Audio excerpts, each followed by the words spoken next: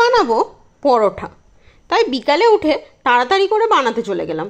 এদিকে পরোটার সাথে কী খাবো করে ভাবলাম পরোটার সাথে আলু কষাই খাওয়া যাক। তাই জন্য পেঁয়াজ প্রথমে ভেজে নিয়েছি, তারপরে লঙ্কা, নুন, হলুদ আর তারপরে কষে টষে জল দিয়ে দিলাম। দেওয়ার পর দুটো আলু কেটে নিয়েছিলাম, সেটা আবার দুটো সিটি দিয়ে রেখে দিয়েছিলাম।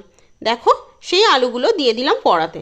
ব্যাস নেড়ে চেড়ে অনেকক্ষণ থেকে কষে নেওয়ার পরে আমি 1 গ্লাস জল ঢেলে দেবো। দেওয়ার পর আমি দিয়ে দেব একটু মশলা। কি মশলা বলো তো?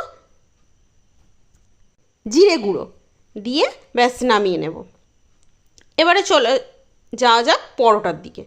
দেখো আমি কিন্তু তেল, নুন আর হাফ চামচ চিনি দিয়ে অনেক আগে থেকে ময়দাটা মেখে রেখেছি। তাই জন্য দেখো কতটা নরম হয়েছে। তোমরা কি বুঝতে পারছো কতটা নরম হয়েছে? তোমরা কিন্তু বাড়িতে করে দেখো, চিনি দেওয়ার ফলে খুব নরম হয় কিন্তু ময়দাটা। আবার অনেকে 1 মুঠো আটা দিয়ে দেয়। আমি আজকে 14টা পরোটা করছি। আর হ্যাঁ, আমি কিন্তু ছড়ানো তেলে পরোটা করি, পুরো ডুবো তেলে পরোটা করি না। দেখো কীরকম করে করি।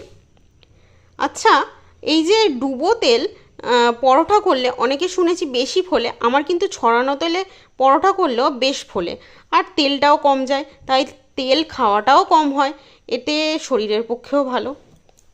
দেখো এরকমভাবেই আমি পরোটা করি। এবারে দুদিকটা ভালো করে লো ফ্লেমে ভেজে নেব। আচ্ছা, পরোটা হয়ে যাওয়ার পরে আমি থালায় রেখে দুদিক থেকে একটু, এই যে পেটাই পরোটা যেমন মেরে নেয়, আমি কিন্তু ওরকম করি। খেতে দারুণ লাগে। তোমরাও করে জানিও ঘরে।